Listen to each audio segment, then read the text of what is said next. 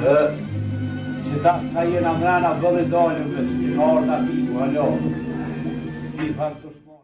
Kullat e jasharëve, vendi i qëndresës dhe sakrificës kundër okupatorit serb.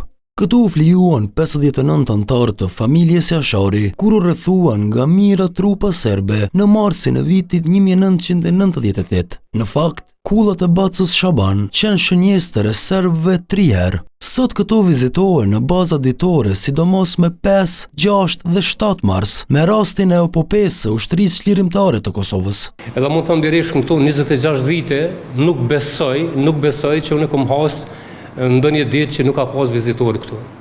Njësoj edhe këtë vit mira qytetar erdhën për vizitë në kompleksin memorial Adem Jashari. Kullat qëndruan në këmbë edhe pas luftës, por edhe u dëmtuan. Qenë pikërisht vizitorët që u siguruan të lënë shenjë që ishin aty.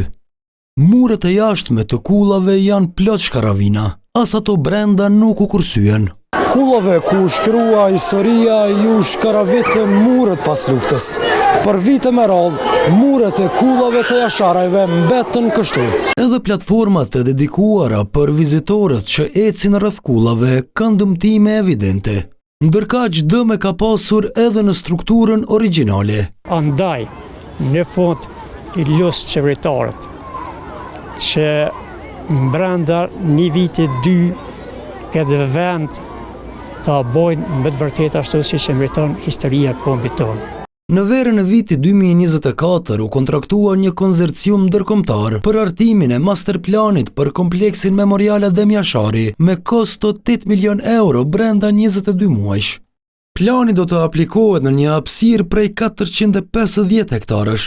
Kullat do të mbështillen me gjam transparent, ndërsa ish fabrika e municionit do të kthehet në muze kombëtar të rezistencës. Dikush ka shpresë që puna në terren do të fillojë në pranverë. Mrena 2 muaj dite, unë vi prej drejtorit të trashëgimisë kulturore Prishtinës, edhe mrenda 2 muaj dite ka me u rregullu kompleksi Adem Jashari. Pushtetarët nuk ishin të disponuar të prononcohen të ejtën. Ndërkaq, institucionet kanë bërë intervenime në strukturat e rrezikuara.